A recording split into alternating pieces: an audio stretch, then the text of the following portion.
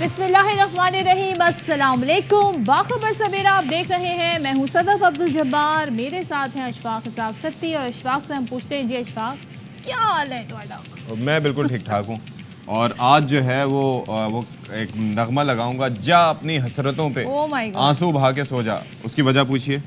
یا دل کے ارماں آنسوؤں میں، دل کے ارماں آنسو ہیں، حسرت ان غنچوں پہ جو بن کھلے مرجھا گئے۔ ہزاروں خواہش ایسی کہ ہر خواہش پہ دم نکلے، بہت نکلے میرے ارماں، لیکن پھر بھی کم نکلے۔ تو بات یہ ہے کہ آج ٹیم پاکستان الحمدللہ 5ویں 6ٹی یا 7ویں پوزیشن پہ فکس ہو جائے گی۔ وجہ اس کی یہ ہے کہ آج آسٹریلیا ورسز نیدرلینڈز ہے، اور پھر آسٹریلیا اپنی جو پوزیشن ہے جو کہ نمبر 4 کی ہے اس کو سولیڈیفائی کرے گا۔ آج کوئی امکان نہیں ہے ویسے کہ وہ نیدرلینڈ سے ہارے، یو نیور نو ویسے، لیکن کوئی ٹیم ٹیم پاکستان کی طرح کنسسٹنٹلی نہیں ہارتی۔ لیکن یہ بتائیں کہ اب ہماری میچ جو آگے ہے تو اس میں مشکلات بڑھ رہی ہیں، مزید بڑھ رہی ہے نا۔ ساؤتھ افریقہ نے کیا حال کیا بنگلہ دیش کا؟ اچھا، ساؤتھ افریقہ 150 سے کم سے تو ہرا ہی نہیں رہا، بتا بھی کتنے رہے نا، اور وہ بھی گرین شرٹس ہیں، وہ بھی گرین شرٹس ہیں۔ کیا خیال ہے سوئچ کر رہے ہیں؟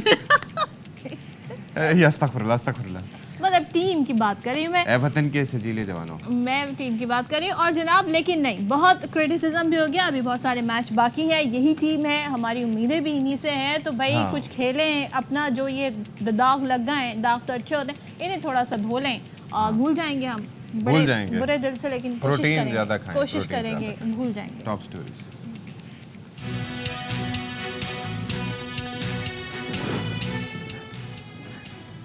ڈالر کی قدر کم ہو گئی، پیٹرولیم مصنوعات کی قیمتیں کم ہو گئیں، لیکن مہنگائی اب تک برقرار۔ عوام کو ریلیف کا انتظار، روزمرہ استعمال کی اشیاء اور سبزیوں کے دام نیچے آنے کا نام نہیں لے رہے۔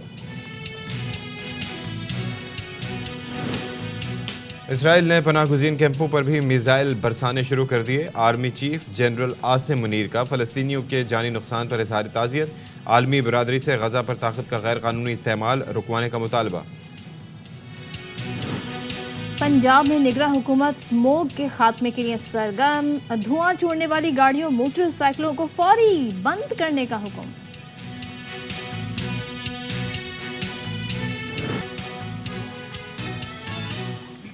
تو میچ پر تو بات ہوتی رہے گی، کیونکہ میچ ہماری زندگی کا واحد اب انٹرٹینمنٹ رہ گیا ہے، کرکٹ میچ، تو اس پہ ہم اپنے جذبات کا اظہار کرتے رہیں گے۔ آپ میرے ہیئر کٹ پہ بات کر سکتے ہیں۔ اوہ مائی گاڈ، آپ کا نیا ہیئر کٹ ہے، بہت زبردست، بہت زبردست۔ لڑکے جب بھی نیا ہیئر کٹ لیتے ہیں پتہ لگ رہا ہوتا ہے نا؟ ہاں، میں وہ ورڈ یوز کرنا نہیں چاہتی، تراشے ہوئے لگتے ہیں نا، تراشے پر کترے۔ پر کترے۔ تو بات یہ ہے کہ بھائی مسائل اتنے ہیں کہ اس میں چھوٹی چھوٹی خوشیاں بڑی میٹر کرتی ہیں۔ جب پیٹرول سستا ہوا تھا، جب ڈالر نیچے آ رہا تھا، اب تو آپ یہ دیکھ لیں کہ یہ گاڑیاں بنانے والوں نے بھی اپنی گاڑیوں کی قیمتوں میں کمی کر دی ہے، بیکاز ڈالر نیچے آیا ہے۔ اس لیے کہ ان کی سیل ہی نہیں ہو رہی نا۔ لیکن یہ پھل، سبزیاں، شے خورنوش ایٹسٹرا یہ کوئی چیز نیچے نہیں آ رہی ہے، بلکہ چیزیں مہنگی ہو رہی ہیں۔ ایک بات اشفاق مجھے بتائیں، وہ میری سیلری، وہ میری انکم جو میں اپنی محنت مشقت اپنا ٹائم دے کے کماتی ہوں، اس پر میں ٹیکس دے دیتی ہوں، اس کے بعد جو وہ ٹیکس سے صاف ہو کر جو میرے پاس پیسہ آیا ہے، میں مارکیٹ جاتی ہوں، میں ہر چیز خریدتی ہوں، اور پھر اس پہ ٹیکس دیتی ہوں، پھر اس پہ ٹیکس دیتی ہوں۔ اور اگر ایسی جگہ سے چیز خریدوں جیسے سبزی فروش، ان سے کون ٹیکس دے گا؟ تو وہ اپنی منمانی کی۔ اور وہ کون سا ٹیکس دیتے ہیں؟ جی وہ کون سے ٹیکس دیتے ہیں؟ ٹھیک ہے، ایک تو چیز یہ ہو گئی کہ اور اوپر سے تمام دنیا کی چیزوں میں کمی ہونی چاہیے، اور جو کہ پیٹرول سے وابستہ ہیں، یا پھر ظاہر ہے کہ ڈالر روپی ڈسپیرٹی کی وجہ سے ان کے اندر اب تھوڑا سا فرق آیا ہے۔ اب کوئی ریلیف ادھر ادھر، صرف میں نے کوکنگ آئل پہ دیکھا ریلیف، پھر اس کے علاوہ میں نے چاولوں کی قیمتوں میں سنا کہ تھوڑا سا ریلیف ہے، لیکن باقی اس سے ہٹ کے نہ تو یہ جو پیکج جتنی بھی چیزیں ہیں ان کی قیمتیں وہیں کی وہیں ہیں۔ بھائی پیکج چیزوں کی، سبزیاں، آپ سبزی پر آ جائیں، اگر میں صرف کراچی شہر کی بات کروں تو یہاں پر گوبھی ناپسند کرتے ہیں لوگ، لیکن گوبھی کے آپ پرائس سنیں جی، 160 روپے کلو ہے، پیاز 100 روپے، پیاز 100 سے 110 120 روپے، ادرک 800 روپے، ابھی بھی 800 نہیں ہوئی ہے۔ ویسے ادرک کے اندر بھی 2 درجات چل رہے ہیں، ایک درجہ جو ہے وہ 250 سے نیچے نہیں آیا ہے، یعنی کہ 1000 روپے کلو ہے، یہ درجہ دوئم جو ہے یہ اس طریقے سے مل رہا ہے۔ اسی طرح لہسن کا بہت استعمال ہوتا ہے کھانا بنانے میں، وہ 500 روپے کلو بتایا جا رہا ہے جی۔ مٹر 350، اس پہ مٹر کا سیزن چلا جائے تو وہ مٹر اس طرح کے نہیں ہوتے کہ وہ کھائے جا سکیں، ٹیسٹ ان کا टमाटर 150 रुपए, मुर्गी का गोश्त 550 रुपए में मिल रहा है, और पैक शुदा जो आप बात कर रहे थे जी, वो तैयार नहीं है आवाम को रिलीफ देने के लिए। जो मल्टी नेशनल कंपनीज हैं, सबसे बुनियादी चीज जो आटा है उसकी कीमत में भी कमी देखने में नहीं। तो बात कर लेते हैं मुल्क भर से जो हमारे नुमाइंदगान हैं, वो भी आप अपनी टेलीविजन स्क्रीन पर देखेंगे। तो फैजुल्ला खान कराची से हमारे साथ मौजूद है, थैंक यू फैजुल्ला। इसके अलावा उस्मान दानिश हमारे साथ मौजूद है, पेशावर से, मुल्तान से हमारे साथ मौजूद है मिर्ज़ा अहमद अली, और हमारे साथ क्वेटा से मौजूद हैं अतिया अकरम। तो स्टार्टिंग फ्रॉम कराची, फैजुल्ला खान भाई, मिनी पाकिस्तान है ये, और यहाँ पर वैसे मैं सुनता तो हूँ कि यार जगह जगह के नर्ख भी होते हैं, यानी कि किसी जगह कुछ नर्ख है, किसी जगह कुछ नर्ख है, प्राइस कंट्रोल नहीं होता, तो ऐसे ही होता है। लेकिन मैं ये एंटिसिपेट कर रहा था कि भाई ये जो कीमतें कम हुई हैं, तो इनका असर ये सब्जियों की कीमतों पे, फलों की कीमतों पे, गोश्त की कीमतों पे आएगा, लेकिन ऐसा देखा नहीं मैंने। आपने कहीं देखा ऐसा?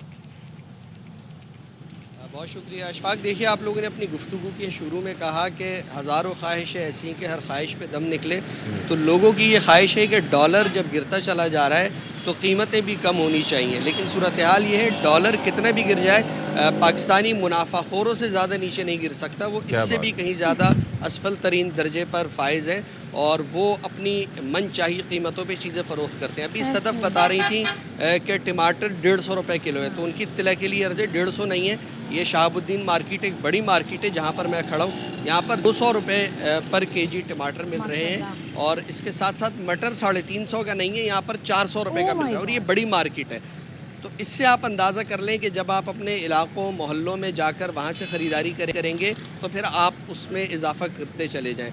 तो ये मामला सिर्फ यहाँ का नहीं है, आप जितनी मार्केट्स में जाएं, यहाँ पर अभी सुबह का वक्त है। अगर मैं अपने अतराफ़ में देखूँ तो सब्ज़ियाँ इस वक्त भी जो सब्ज़ी फ़रोश हैं वो साफ़ करके अपनी दुकानों पे, ठेलों पे सजा रहे हैं। बड़ी दिलकश किस्म की सब्ज़ियाँ हैं, दिल चाहता है कि इनमें इसको चखा जाए और इनको खाया जाए, लेकिन कीमतें सुन के हर एक का जायका मिर्चों जैसे ही महसूस हो रहा है, क्योंकि सबकी कीमतें ऐसी हैं कि आपको खीरा, गोभी, मटर, अदरक, लहसुन सबका एक ही जायका मिलेगा, और वो मिर्चों जैसा होगा।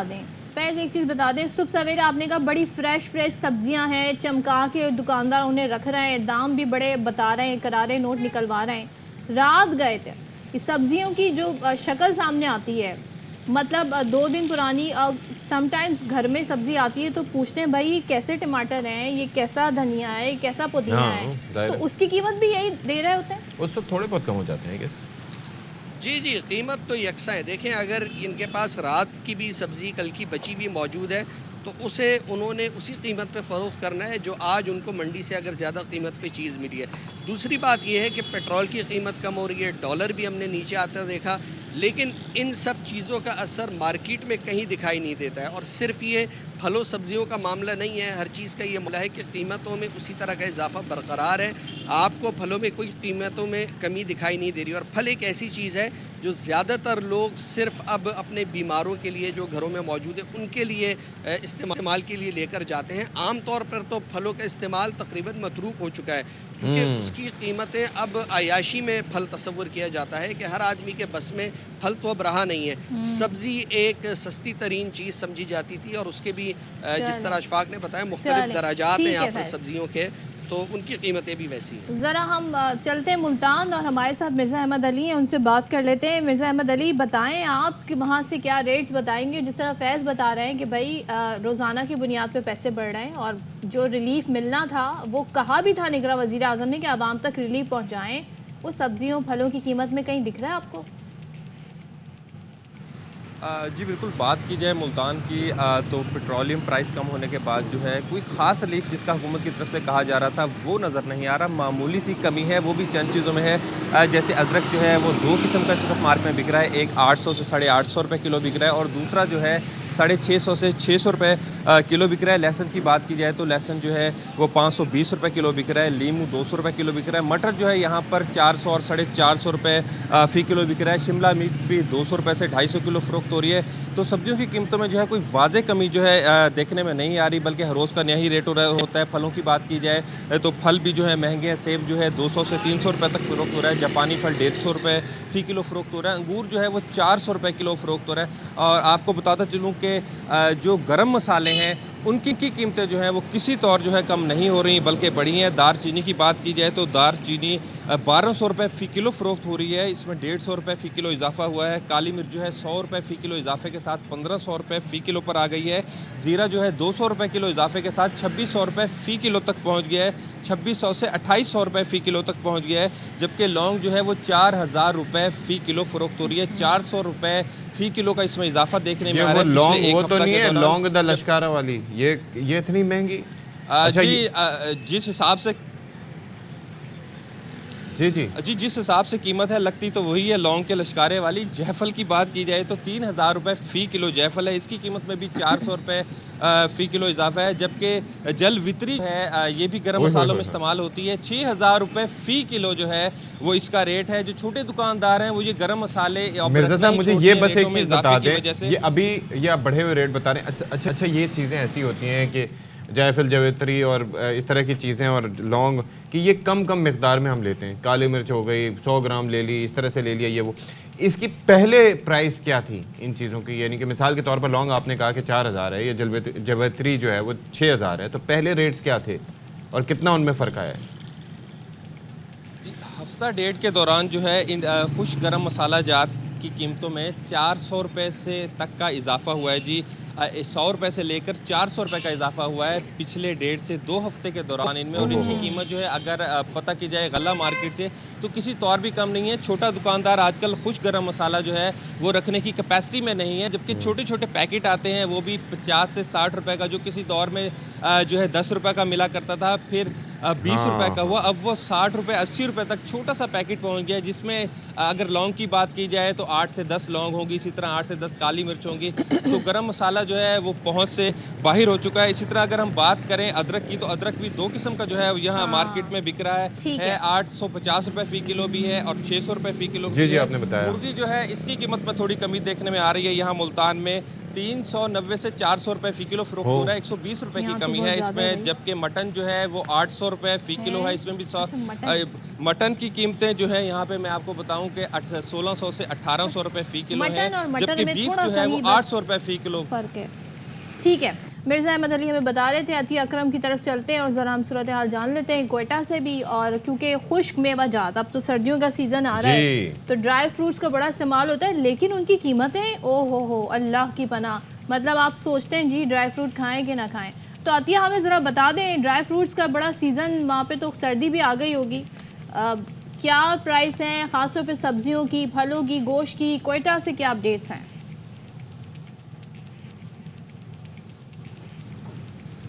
جی بالکل صدف، اگر ہم بات کریں کوئٹہ کی اور بلوچستان کی تو یہ ہمیشہ سے ہی جو پاکستان کا سب سے مہنگا صوبہ رہا ہے، اس کی وجہ سے بڑی یہ ہے کہ یہاں پر ایک تو ڈرائی فروٹ بڑی مقدار میں ہوتا ہے، اور اب ہم ڈرائی فروٹ سے اگر ایکسٹریم سے چلیں نیچے کی طرف تو ڈرائی فروٹ تو جو ہے اب صرف دیکھنے کی حد تک رہ گیا، اس کو ہاتھ لگانا بھی مشکل ہے کیونکہ اب ہزاروں میں اس کی قیمت چلی گئی ہے۔ بادام کی بات کی جائے تو جناب بادام ذہن کے لیے بہت اچھا ہے، لیکن لوگ اس وقت مہنگائی سے اتنے پریشان ہیں کہ دماغی جو ان کا توازن ہے اس کو بہتر کرنے کے لیے بادام کھایا نہیں جا سکتا، صرف دیکھا جا سکتا ہے، کیونکہ بادام کی قیمت جو ہے وہ اس وقت تقریباً 3 سے 3500 روپے کلو ہے، اور وہ بھی عام والا بادام۔ اگر کاغذی بادام کی بات کی جائے تو اس کی قیمت تو آسمان سے بات کر رہی ہے، اور چلغوزہ جو ہے وہ بہت پسند کیا جاتا تھا، لیکن اب چلغوزہ جو ہے اس کی قیمت اتنی زیادہ ہے کہ وہ دیکھنے سے تعلق رکھتی ہے۔ اگر ہم عام چیزوں کی طرف آ جائیں، کیونکہ ڈرائی فروٹ بہت زیادہ جو ہے لگژری اشیاء میں چلا گیا ہے، اگر ہم عام چیزوں کی طرف آئیں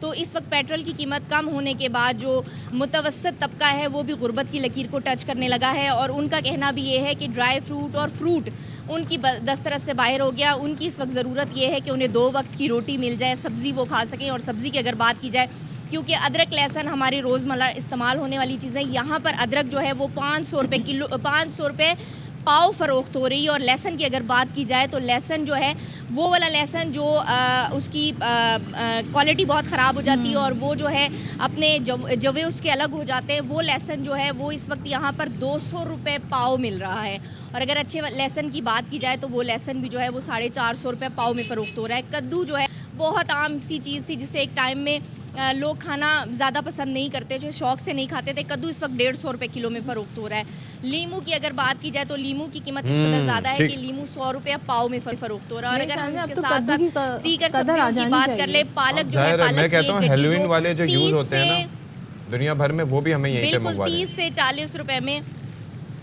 چلیں جی, we got most of the rates. Thank you Atiya, آپ بھی ہمارے ساتھ موجود ہیں.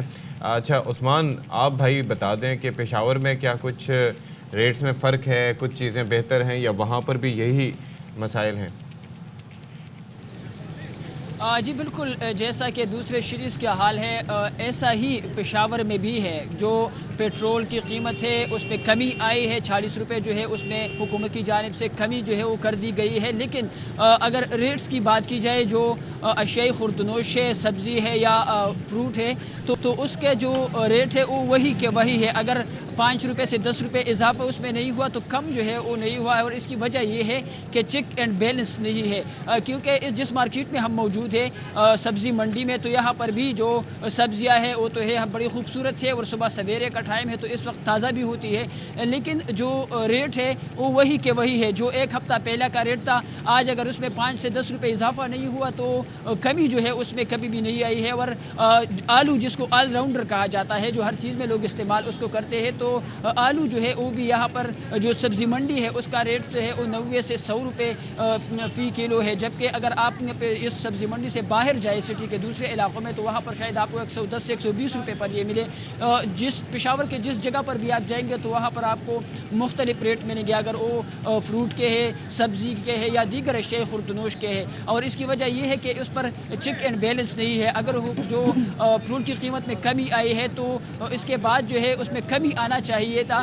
جو سرکاری نرخنامہ ہے وہاں پر جو تو کمی آئی ہے, اور اس میں جو ریٹ ہے وہ جو اشیاء خوردنوش ہے, چاول ہے, جو دال ہے وغیرہ, ان کی قیمت میں تو 30 سے 50 روپے جو ہے فی کلو کمی آئی ہے. لیکن جو عام لوگ جب اس کو خریدتے ہیں تو پھر اس میں جو ہے وہی کمی جو ہے وہ نظر نہیں آ رہی. ٹھیک ہے جی, پشاور تھینک کے یو جو سو مچ عثمان پشاور سے, عطیہ کوئٹہ سے, اور مرزا احمد علی ملتان سے ہمارے ساتھ موجود تھے. فیض اللہ خان کراچی سے ہمیں تمام تر صورتحال سے اپڈیٹ کر رہے تھے. Thank you so much every one.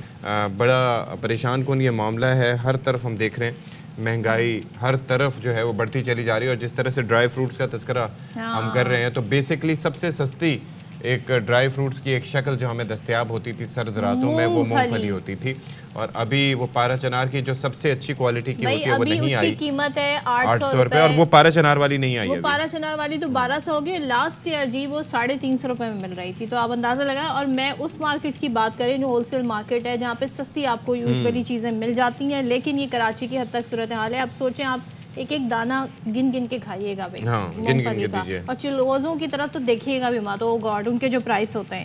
Sargodha کی بات کر لیتے ہیں. سردیوں کی پورے ملک میں آمد ہے ایکسیپٹ کراچی, تو یہاں پر جی خشک میوہ جات کی مانگ میں اضافہ ہو جاتا ہے. اور ڈرائی فروٹس کی قیمتیں جیسے کہ بتایا ہم نے آسمان سے باتیں کر رہی ہیں.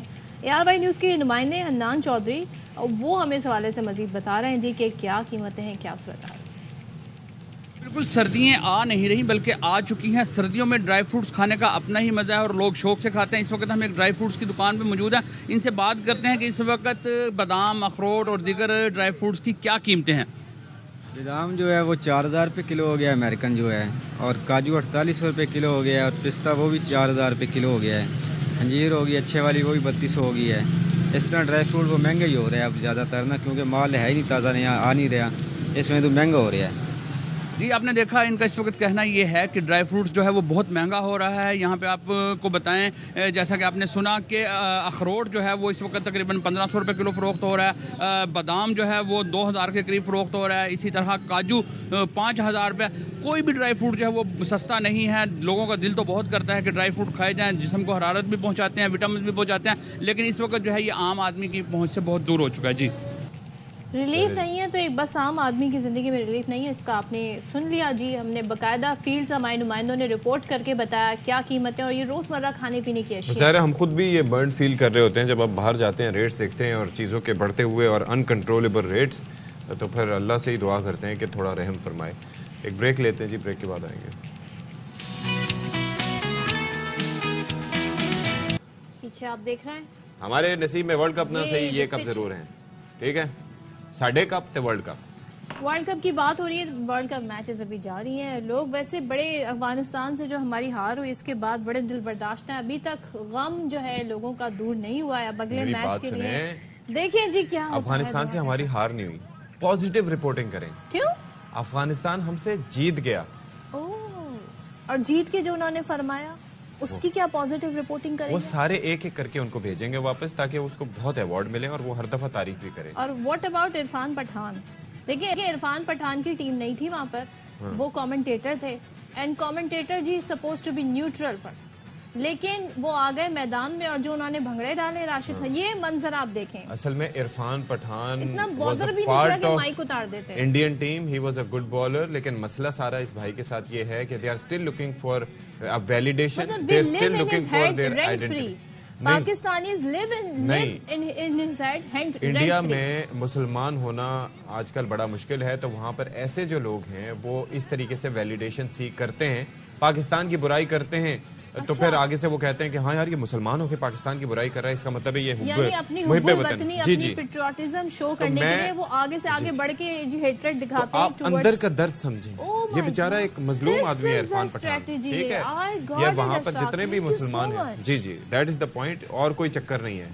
اب یہ پرائی شادی میں عبداللہ دیوانے نہیں ہے، بیسکلی یہ امیجز پورے آپ دیکھیں لائک کرنے والے سارے بی جے پی کے انڈینز، رائٹ ونگ جو ان کی پارٹیز ہیں، سارے کے سارے وہ لائک کرنے والے. فیلنگ سوری فار ہم. اتنی ایفرٹ کرنی پڑتی ہے اپنی، بہت مشکل ہے مسلمانوں کے لیے جینا انڈیا میں.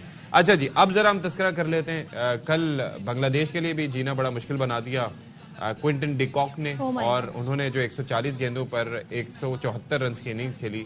بھائی ہمارے ساتھ آپ کا میچ ہونا تو آپ اپنا بلہ گھر بھول کے آنا، اور آپ نے ہمارے اوپر مارکرم، پھر اس کے بعد اور بھی کئی 2-3 اور پلیئرز ہیں. اشفاق، ان کا سٹارٹ کیسے ہوا تھا اور یہ اب کیا کرتے جا رہے ہیں؟ مطلب ان کے جو رنز کے پہاڑ ہیں، اوپر سے جس مارجن سے جیت رہے ہیں، دیکھیں ذرا کل کیا ہوا ہے. 100 گیندوں پہ انہوں نے لکھا ہوا آ رہا تھا سینچری مکمل کی، اس کے بعد اگلی 40 گیندوں میں انہوں نے 74 رن بنایا، اور اس کے بعد بنگلہ دیش کے لیے مشکلات میں اضافہ کیا. اور اب آپ یہ دیکھیے کہ یہ ہوتی ہے بیٹنگ، اور اس طریقے سے آپ اپنا وننگ مائنڈ سیٹ کے ساتھ جاتے ہیں. میڈیوکر مائنڈ سیٹ کے ساتھ آپ کھیلنے کے لیے نہیں جاتے. لیکن یہ چوکرز بھی مشہور ہیں اشفاق. جی، وہ تو آگے سیمی فائنل میں جو ہوگا، لیکن مسئلہ یہ ہے کہ ہم نے تو سیمی فائنل کے بھی لالے پڑنا شروع ہو گئے ہیں. اچھا، لیکن یہ ہے جی آج ایونٹ میں آسٹریلیا اور نیدرلینڈ کا، جیسے کہ ہم نے شروع میں بتایا تھا، میچ ہے جی. اور ایک چیز میں اور ایڈ کرنا بالکل کریں. ایک تو یہ ہے کہ کمزور دل والے یہ میچ نہ دیکھیں، پاکستان ورسز ساؤتھ افریقہ. دوسرا یہ ہے کہ مجھے لگتا ہے کہ کوئنٹن ڈی کاک نے ایک اننگز میں جتنے رن بنائے، بابر اعظم کے ٹوٹل ساری اننگز میں اتنے رن نہیں ہیں. دیکھیں اب مسئلہ گانے کو تھوڑا سا چینج کر لیتے ہیں. تم جیتو یا ہارو، ہمیں عادت ہو گئی ہے. ہاں، تو مطلب ہم یوز تم جیتو یا ہارو، رات کی فلائٹ سے آنا. ہمیں جی عادت ہو گئی ہے. ہم آپ سے یہ ایکسپیکٹیشن خیر رکھتے ہیں جی. کون ہے جی ہمارے ساتھ؟ اچھا، تھوڑا سا ذرا آپ یہ بھی بتا دیں جی، پاکستان کی جو ہار ہے اس حوالے سے شعیب اختر کیا کہتے ہیں جی؟ وہی کہتے ہیں خراب پرفارمنس ہے، کافی غصے کا اظہار کیا انہوں نے، اور افغانستان سے شکست پر انہوں نے مینجمنٹ کو بہت کھری کھری سنائی ہے. راول پنڈی ایکسپریس کہتے ہیں کہ اور لاؤ اوسط درجے کے لوگ. ٹھیک ہے، یہ کہتے ہیں قومیں اچھے لوگوں کو مقام دیتی ہیں اور پھر یہی لوگ اچھے لوگ تاریخ رقم کرتے ہیں. آج پاکستان کی کرکٹ جس مقام پر کھڑی ہے وہ ان کے اپنے انتخاب کا نتیجہ ہے. شعیب اختر صاحب نے یہ کہہ دیا، اور ظاہر ہے کہ جس طریقے سے آپ کا مائنڈ سیٹ ہوتا ہے وہ گراؤنڈ پہ نظر بھی آتا ہے، اور اس کے اوپر ہم آلریڈی کافی کرٹیسزم کر چکے ہیں. تو اگر آپ کھیلوں کے مشہور و معروف تجزیہ کار اشفاق اسحاق ستی کو لائن پہ لینا چاہیں تو مجھے کوئی اعتراض نہیں اس پہ. اشفاق، آپ کا تجزیہ میں تو ہر وقت ہی سنتی رہتی ہوں. آپ ہمارے ساتھ موجود ہیں، آن اسکرین موجود ہیں. تو آپ ویسے کیا پریڈکشن کر رہے ہیں؟ میں یہ بس یہ کہنا چاہوں گا کہ مجھے لگتا ہے کہ آج آسٹریلیا اپنی پوزیشن سولیڈیفائی کر لے گا ورسز نیدرلینڈز، اور اس کے بعد پھر ہمارا ڈاؤن فال ہی ہے. اس کے بعد پھر آگے آپ کو کیا لگتا ہے ہم نے باقی میچ جیتنے ہیں؟ بھائی دیکھنے، کرکٹ از اے گیم، اب کچھ بھی ہو سکتا ہے، لیکن یہ ہے کہ اپنی ٹیم کو ہم بیک اپ بھی کریں گے. کھیلیں آپ جی، اور ذرا اسپرٹ دکھائیں، اچھا اسپورٹس مین اسپرٹ، اور تاکہ لوگ جو اہل نہیں ہیں اس جاب کے انہیں اس پوزیشن پر لا کر بٹھا دیا جاتا ہے، اس سفارشی لوگوں کو. اور سندھ کے اگر ہم سرکاری اسکولوں کی بات کریں، کیونکہ تعلیم بڑا اہم شعبہ ہے، مستقبل کے معماروں کو تیار کرنا ہوتا ہے، وہاں پر ہم دیکھ رہے ہیں جی 25,000 سے زائد اساتذہ غیر حاضر ہیں. یہ انکشاف ہوا ہے رپورٹ میں، اور جی موجیں لگی ہوئی ہیں، آ نہیں رہے ہیں، اور سرکاری تنخواہ انہیں مل رہی ہے. 8,409 اساتذہ مستقل غیر حاضر رہے. 6,000 نے ہفتے میں کہا بودر کر لیا کہ چلو 2 دن آ جاتے ہیں, اور ایک اور چکر بھی چل رہا ہے, جبکہ 6,274 ٹیچرز نے ہر ہفتے ایک چھٹی کی ہے ماشاءاللہ اپنی چھٹی کے اچھا علاوہ. اس کے اندر میں ایک اور چیز بھی بتا رہا ہوں کہ ایک اور چکر بھی ہے جو آج سے 10 سال پہلے میں نے یہ وٹنس کیا تھا. وہ یہ تھا کہ یہ جو کلرک حضرات ہوتے ہیں ان کا یہ ہوتا ہے کہ یہ باقاعدہ طور پر کمیشن وصول کرتے ہیں ٹیچر سے کمیشن وصول کر کے, یعنی کہ اگر فرض کریں 15 ٹیچر ہیں 20 ٹیچر ہیں, ان سے ان کی تنخواہ کا ایک حصہ وصول کر کے ان کی حاضریاں پوری کرتے ہیں, اور وہ ٹیچرز گھر میں بیٹھے رہے یا کوئی اور اپنا کام کاروبار کرتے رہے, ان کی حاضری محکمہ تعلیم کے ڈاکیومنٹس میں پوری کی پوری ہوتی ہے. جن کی آپ بات کر رہے ہیں ان کے نمبرز بتا دوں. جی ان کے نمبر ہیں اس رپورٹ کے مطابق جو بالکل بھی ایک دن بھی انہوں نے بودر نہیں کیا اسکول آنا, ان کی تعداد ہے 4,689. تو ڈی جی مانیٹرنگ نے یہ رپورٹ تیار کر کے نگراں وزیر تعلیم کو دے دی ہے. اب دیکھتے ہیں جی کیا ہوتا ہے بھی, یہ کچھ نہیں ہوتا ہے. Let's see. اچھا جی, اب ایک اور بات کا تذکرہ کرنے جا رہے ہیں, وہ ہے جی قومی ایئر لائن کا فلائٹ آپریشن. ایک بار پھر پی ایس او کو طے شدہ وقت پر ادائیگی نہیں کی جا سکی, اور پی آئی اے کو گزشتہ وعدے کے مطابق ہر روز 10 کروڑ روپے کی ادائیگی کرنی تھی, اور یہ ایک کیپ تھا کہ 10 کروڑ روپے کی ادائیگی ہوگی تو پھر پیٹرول ملے گا یا جو بھی فیول ملے گا اس کے بعد پھر, لیکن ایسا نہیں ہو سکا. اور گزشتہ روز بھی انہوں نے کہا تھا کہ صرف Saturday Sunday something else. جو ترجمان ہمارے ساتھ آئے تھے 2 دن پہلے, وہ یہ فرما رہے تھے جی کہ ہفتے اتوار کو بینک بند ہوتے ہیں تو اس وجہ سے مشکل ہوئی. میں نے کہا نیکسٹ ٹائم ایسا تو نہیں ہوگا, تو انہوں نے کہا نہیں انشاءاللہ, ہاں ہماری آج میٹنگ ہے اور ہم بڑا زبردست ایک جامع پلان تیار کر رہے ہیں, اس کے بعد کوئی ایسا مسئلہ نہیں ہوگا. تو اس جامع پلان کی وجہ سے ایندھن نہیں ملا, اور گزشتہ روز بھی 20 پروازیں منسوخ ہوئیں, اور اس کے اندر بھگت کون رہا ہے؟ عوام بھگت رہے ہیں, کیونکہ حکومتی سطح پر سرکاری اداروں کو کوئی پوچھنے والا نہیں ہے. نجکاری کی بات کی جاتی ہے لیکن اس کے اوپر کوئی عمل درآمد نہیں ہوتا, یا شاید یہ ماحولی نجکاری کے لیے بنایا جا رہا ہے کہ پی آئی اے چل نہ سکے اور اس کے بعد اس کی نجکاری کر دی جائے. آئی ایم ناٹ شیور کہ ہمارے لیے یہاں پر انٹینٹ لوگوں کی اچھی نہیں ہے, اور نجکاری کیا بہتر آپشن ہے یا نہیں ہے یہ ایکسپرٹس ہی بتا سکتے ہیں, لیکن یہ اتنا بڑا بحران نہیں ہے جتنا بڑا بنا دیا گیا ہے. اور آئی تھنک کہ وزیر اعظم پاکستان اگر ان کے پاس وقت ہو تو کائنڈلی اس معاملے پہ انٹروین کریں اور کچھ سارٹ کرنے کی کوشش کریں, کیونکہ بڑا ایمبیرسنگ ہے. یہ بھی سچویشن آ جاتی ہے نا اشفاق کے, وہ کہتے ہیں نگراں حکومت کا یہ کام نہیں ہے کہ وہ نجکاری جیسے پرائیویٹائزیشن جیسے اہم سے کرے, تو جنہوں نے فیصلے کرنے ہوتے ہیں وہ آ کر صرف اقتدار بچا رہے ہوتے ہیں. پنجاب حکومت سے سیکھ لیں, وہ سزائیں معطل کر سکتے ہیں, آپ پی آئی اے کو کوئی سزا نہیں دے سکتے. کیا بات کہی آپ نے, اچھا یاد دلایا. بس اس پہ تو بریک بنتا ہے, بریک لیتے ہیں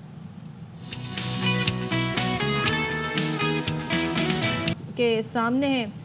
اور یہ صورتحال ہے جی کہ اچھا کوئی خبر بھی آ گئی ہے تو خبر شیئر کر لیتے ہیں جی. اور خبر العزیزی اور ایون فیلڈ ریفرنس سے متعلق ہے, اور یہ دونوں کیس نواز شریف کے ہیں جی. ان کی اپیلیں بحال ہونے کی درخواستوں پر سماعت کا تحریری حکم نامہ جاری کر دیا گیا ہے, اور اسلام آباد ہائی کورٹ نے نواز شریف کو گرفتار نہ کرنے کے حکم میں 26 اکتوبر تک توسیع کر دی ہے. ظاہر یہ فیصلہ آ گیا تھا, اس پر اب تحریری حکم نامہ اب اس کا سامنے آ گیا ہے. تو چیف جسٹس عامر فاروق, جسٹس میاں گل حسن اورنگزیب نے یہ تحریری حکم نامہ جاری کیا ہے. 19 اکتوبر کے حکم کے مطابق, اس تحریری حکم نامے کے مطابق 19 اکتوبر کے حکم کے مطابق نواز شریف عدالت میں حاضر ہوئے. اپیلیں بحالی کی نواز شریف کی 2 درخواستوں پر نیب کو نوٹس جاری ہوا, استدعا کی گئی. نیب نے ہدایت لینے کے لیے وقت مانگا, تب تک حفاظتی ضمانت دی جائے. حسین احمد چودھری مزید بتا رہے ہیں. جی حسین. العزیزیہ اور ایون فیلڈ ریفرنس میں سابق وزیر اعظم نواز شریف کی حفاظتی ضمانت جو ہے وہ کل تک یعنی 26 اکتوبر تک اس میں توسیع کی گئی ہے, جبکہ نواز شریف کی جو اپیلیں ہیں وہ بحال کرنے کی درخواست پر جو ہے وہ نیب کو نوٹس جاری کیا گیا ہے کل کے لیے. اس دوران عدالت کی جانب سے یہ بھی آرڈر میں لکھا گیا ہے کہ جو نیب پروسیکیوٹر تھے انہوں نے جو آرڈر ہے وہ وصول کر دیا ہے, اور نواز شریف کو گرفتار نہ کرنے کے حکم میں 26 اکتوبر تک توسیع کی جاتی ہے. حکم نامے میں کہا گیا ہے کہ پروسیکیوٹر جنرل نیب نے کہا کہ نواز شریف کی حفاظتی ضمانت میں توسیع پر کوئی اعتراض نہیں ہے. استدعا کی گئی کہ نیب نے ہدایات دینے کے لیے وقت مانگا ہے, تب تک حفاظتی ضمانت دی جائے. اپیلیں بحال کرنے کی نواز شریف کی 2 درخواستوں پر نیب کو نوٹس جاری کیا جاتا ہے. 19 اکتوبر کے حکم کے مطابق نواز شریف جو ہے وہ عدالت میں حاضر ہوئے, انہوں نے سرنڈر کیا ہے, چونکہ ان کی عدم پیروی پر جو ہے وہ یہ اپیلیں خارج کی گئی تھی. نواز شریف کے وکیل 26 اکتوبر کو متفرق درخواستیں قابل سماعت ہونے پر عدالت کو مطمئن کریں, جبکہ مزید کہا گیا ہے کہ جو پروسیکیوٹر جنرل ہیں وہ بھی جو ہے وہ اپنی ہدایات لے آئیں چیئرمین نیب سے, اور اس کے بعد عدالت کو آگاہ کریں کہ جو ریفرنس ہے وہ کیسے چلانا ہے, اپیلیں کیسے چلانی ہیں. جی ٹھیک ہے جی, تھینک یو سو مچ حسین احمد چودھری. کیا کیا انہوں نے آپ کے ساتھ؟ یار اب مت یاد دلائیں بار بار. تو بھائی میں تیار ہوں. زخموں پہ یہ نمک دیکھیں نہ کتنی چھڑکیں. بال گھوم رہی ہے اور اسی طریقے سے تو اس طرح سے وکٹ پہ میرے بھی چائے گھومے کے گی. کپ میں نہ جائے گی. بس نہیں جائے گی. تو بہرحال آپ خیر یہ نے تو میں کبھی یہاں پر بچپن رکھتا میں ہوں. ہی کیا ہے کیا؟ کسی کے گھر میں خاص طور پہ بال پھینکی ہے؟ ہاں بال پھینکی ہے, کنڈیاں کھڑکائی ہیں, بڑے اس طرح کے جو چھوٹی چھوٹی بے ضرر شرارتیں بڑی کی ہیں. اسے بے ضرر کہتے ہیں. ہاں, ان سے اور کیا. پوچھیں جن کے گھر بال آتی تھی وہ کتنا ٹارچر ہوتے ہوں گے. یہ آپ جیسے ہوتے ہوں گے لوگ جو بال رکھ لیتے ہوں گے واپس بھی نہیں کرتے ہوں گے. بہرحال اب یہ ہے کہ اوور آل ہم تمام تر صورتحال میں, یہ تو تھوڑا سا لائٹر سائڈ پہ جانے کے لیے ہم نے یہ کارروائی کی, لیکن یہ ہے کہ اپنی کم عمری کے باوجود مجھے لگتا ہے میں سلیکٹ نہیں ہوگا, لیکن بہرحال اس پہ ہم پھر بات کریں گے. ہم 10 بجے کا جو سیگمنٹ ہوتا ہے اس میں کوشش کرتے ہیں عوامی مسائل کو زیادہ اجاگر کرنے کی کوشش کریں, اور کچھ یہ ہے کہ بعض اوقات یہ بھی ہوتا ہے کہ کچھ ٹیلنٹ وغیرہ ہوتا ہے اس کو بھی شو کیس کرنے کی کوشش کرتے ہیں, بیکاز اچھی چیزوں کو ہائی لائٹ کرنا ہمارے شو کا ایک ہم خاصہ چاہتے ہے. ہیں ہم ایک کمپلیٹ شو آپ کے لیے لے کر آئیں جس میں آپ کے انٹرٹینمنٹ کا بھی کچھ سامان ہو, آپ کی صحت عامہ سے متعلق بھی ہو, اور آپ کو انفارمیشن کا ایک خزانہ. جی لیکن ہم مسائل ہی اتنے ہیں کہ ان کا اگر ہم ذکر نہ کریں تو ایسا کیسے ہو سکتا ہے, بیکاز ہم اپنے پلیٹ فارم سے آواز اٹھانا چاہتے ہیں. کراچی میں پچھلے دنوں بہت سارے ایسے واقعات ہوئے جن میں خواتین کو ہراس کرنے کا, راہ چلتی خواتین کو ہراس کرنے کی CCTV فوٹیج سامنے آئی, اس پہ پولیس ایکشن میں آئی, اس پہ بڑا ٹی وی پہ جی ہم نے دیکھا اریسٹ ہو گیا, اس کے خاکے بنے, یہ بنے. لیکن اب جی ذرا صورتحال مزید پریشان کن ہو گئی ہے. اب شہر قائد میں ہو کیا رہا ہے, طالبات کو اغوا کرنے کی کوشش کی جا رہی ہے. گزشتہ روز کیا ہوا, مسلح ملزمان نے کراچی یونیورسٹی کے سامنے طالبات کو زبردستی رکشے میں بٹھانے کی کوشش کی, اور گن پوائنٹ پہ, یعنی کہ ان کے سر پہ اسلحہ تانا اور انہیں زبردستی بٹھانے کی کوشش کی, اور پولیس ابھی تحقیقات کر رہی ہے. تو ان لڑکیوں کا کیا کہنا تھا, ظاہر خوف و ہراس کا شکار نہیں. تو وہ کہتے ہیں کہ انتخابی مہم کی شروعات ہو گئی ہے, ہم قانون کا احترام کر رہے ہیں, یہ لیول پلینگ فیلڈ ہی تو ہے. صحافی نے سوال کیا کہ کیا میاں صاحب نے وفا احمد کی بات کی ہے, کیا PTI سے بھی بات ہوگی؟ اس پر شہباز شریف صاحب نے کیا کہا, آپ کو ذرا دکھا دیتے ہیں. پلینگ فیلڈ ہوگی سب کے لیے. تو میاں صاحب نے بات چیت کی بات کی تھی, تو کیا خان صاحب سے بھی بات چیت ہوگی یا PTI بھی اس میں شامل ہوگی؟ کل کے جلسے کو سمجھ لیں کہ الیکشن کمپین آپ کی شروع ہو گئی ہے, تو بڑے عرصے کے بعد آپ بھی آگے عدالتوں میں اب آنا شروع ہوں گے. اب یہ چیک کریں گے کہ جو لیول پلینگ فیلڈ ہے اس کی مختلف تشریحات, ڈیفینیشنز ہمارے سامنے آ رہی ہیں. نگراں وزیر اعظم کہتے ہیں جی ایک جماعت کا نام ہے, اور شہباز شریف صاحب فرما رہے ہیں کہ جی اس وقت جو ہمارے ساتھ ہو رہا ہے یہی لیول پلینگ فیلڈ ہے. اچھا, اب خورشید شاہ جو پیپلز پارٹی کے سینئر رہنما ہیں وہ پہلے طنز کے تیر انہوں نے کافی برسائے جب نواز شریف نہیں آئے تھے. اب وہ اپیل کر رہے ہیں نواز شریف سے کہ نواز شریف ملک بچاؤ, کسی کے ہاتھ میں نہ آؤ. ساتھ ہی انہوں نے کہا کہ نواز شریف کے لیے الیکشن روکا گیا تھا, تو اب نواز شریف کو چاہیے کہ وہ کہیں جی کہ جی الیکشن کرا دیں. تو اب الیکشن ہو جانے چاہیے. ذرا کیا کہہ رہے ہیں وہ بھی دیکھ لیتے ہیں. اچھا, جو خورشید شاہ صاحب نے انہوں نے یہ بھی کہا کہ اگر وہ غلط راستے پر آئے تو پھر یہ تاریخ بن جائے گی. غلط راستے سے مراد یعنی تو ذرا اب بات کر لیتے ہیں اس پر. ہمارے ساتھ موجود ہے سیاسی تجزیہ کار حسن ایوب. حسن, یہ بتائیے کہ اب یہ الیکشن کی تاریخ کے حوالے سے لوگ یہ سمجھ رہے تھے کہ میاں صاحب جب پہلا اسپیچ کریں گے تو اسی کے اندر وہ مطالبہ رکھ دیں گے, اور اس کے بعد انتخابی مہم کا ایک طرح سے آغاز ہو جائے گا, اور وہ مطالبہ رکھیں گے کہ الیکشن کرائے جائے جلد از جلد. لیکن وہ سامنے نہیں آیا, جس پر ابھی کنسرنز سامنے آ رہے ہیں دوسری سیاسی جماعتوں کے, بالخصوص پیپلز پارٹی کے. کیا وجہ لگتی ہے آپ کو اس کی؟ ہیلو. جی جی حسن. اچھا, بات یہ ہے اشفاق صاحب کہ دیکھیں پاکستان پیپلز پارٹی جو ہے وہ جب کونسل آف کامن انٹرسٹ کا اجلاس ہوا تھا تو اس کے اندر موجود تھی, اور اس کے بعد سینسز جو ہیں وہ نوٹیفائی ہوئے, اور پھر سینسز نوٹیفائی ہونے کے بعد ڈی لمیٹیشن جو ہے وہ کانسٹیٹیوشنل اوبلیگیشن آ جاتی ہے. یہ ساری باتیں ان کو معلوم تھیں, لیکن اس کے باوجود اب کیونکہ جو ہے وہ انتخابات میں جا رہے ہیں تو انہوں نے جو سیاسی پوائنٹ سکورنگ کرنی ہے, یہی وجہ ہے کہ پاکستان پیپلز پارٹی اب جو ہے انہوں نے اپنا ہدف کر لیا ہے مسلم لیگ نواز, اور جو ہے مسلم لیگ نواز کے جو قائد ہیں محمد نواز شریف صاحب کو. نواز شریف صاحب جو ہیں جب دبئی ایئرپورٹ کے اوپر بزنس لاؤنج کے اوپر میڈیا سے گفتگو سے ہوئی, اور جب سوال ہوا کہ مولانا فضل الرحمان صاحب فرما رہے ہیں کہ انتخابات کو جنوری سے تاخیر کی جائے کیونکہ موسم جو ہے وہ اس کی شدت ہوگی, سردی بہت زیادہ ہوگی, جس پر نواز شریف صاحب نے بڑے جو ہے واضح انداز میں بتا دیا تھا کہ وہ الیکشن کمیشن کے اوپر ان کو بھرپور اعتماد ہے, اور الیکشن کمیشن کے ہر فیصلے کے ساتھ وہ کھڑے ہیں. تو اب اس بات کے بعد کیا جو ہے پیچھے جو بات ہے وہ بچتی ہے کہ نواز شریف صاحب نے جنوری کے اختتام میں انتخابات کی حمایت کر دی ہے. اب کیا تاریخ اناؤنسمنٹ جو ہے وہ نواز شریف صاحب نے تو نہیں کرنی, جو ڈیٹ کی اناؤنسمنٹ ہے وہ تو الیکشن کمیشن آف پاکستان نے کرنی ہے, اور وہ بھی ڈی لمیٹیشن کا عمل جب کمپلیٹ ہوگا تو اس کے بعد کریں گے. اگر ڈیٹ آ جاتی تو پھر یہ تو پہلی رہتی ہی نہیں نا. پھر اگر نواز شریف یہ کہتے کہ جی میں الیکشن کمیشن کے ساتھ کھڑا ہوں تو بات سمجھ بھی آتی. مسئلہ یہ ہے کہ اتنی انسرٹنٹی ہے کہ سب کو پتہ ہی نہیں, تو سب سمجھ رہے تھے. اور بلاول اور پیپلز پارٹی تو کہہ رہی ہے ایک شخص کے لیے الیکشن روکا گیا, تو اب جب وہ آ گئے تو ان کو تو آ کے پہلا مطالبہ یہی کرنا چاہیے تھا. ڈیٹ تو نہیں آئی نا کوئی ابھی تک واضح طور پہ. صدف, یہ ڈیٹ نواز شریف صاحب نے دینی ہے یا الیکشن کمیشن نے دینی ہے؟ نہیں, یہ مطالبہ نواز شریف کا ہو سکتا ہے کہ جی ڈیٹ دیں.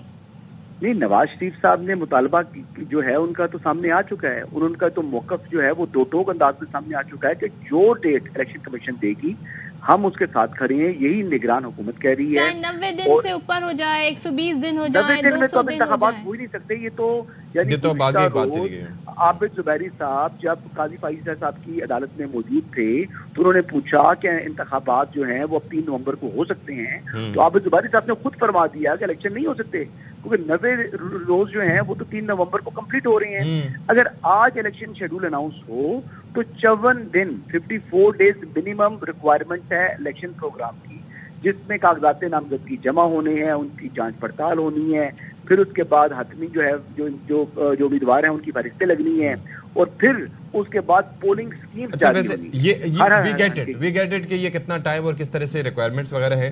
بیسکلی کنسرن یہ ہے, اور جو ساری باتیں ہیں اور نقطہ نظر صدف کا بھی یہی ہے, اور سیاسی جماعتیں جو بات کر رہی ہیں کہ اس وقت ہر کوئی مطالبہ کر رہا ہے الیکشنز کے حوالے سے, تو کیا نون لیگ کے ذہن میں کوئی ڈیٹ ہے کہ اس ڈیٹ تک انتخابات ہو جانے چاہیے؟ دیکھیں, یہ نون لیگ نے ڈیٹ نہیں دینی, لیکن ان کے بالکل علم میں ہے کہ انتخابات جنوری کے اختتام میں ہو جائیں گے. اشفاق صاحب, اس کی آپ کو میں وجوہات بتاتا ہوں کہ الیکشن جو ہے وہ فروری سے تاخیر کا شکار ہو ہی نہیں سکتے. اس کی وجہ یہ ہے کہ جی سینٹ الیکشن, جی ایگزیکٹلی کہ سینٹ انتخابات ہونے ہیں, اور سینٹ کے الیکشن کے لیے جو الیکٹورل کالج ہے وہ آپ کی پروونشل اسمبلیز اور نیشنل اسمبلی ہے. یعنی اگر جو سینٹ آف پاکستان ہے جو کہ وفاق کی علامت ہے, جہاں تمام صوبوں کو جو ہے وہ ایکول ریپرزنٹیشن ملی ہے, تو اس کو غیر فعال نہیں کیا جا سکتا. اور جو چیئرمین سینٹ ہوتے ہیں وہ پریزیڈنٹ اگر ملک میں موجود نہ ہو تو پھر آپ کے پریزیڈنٹ بنتے ہیں.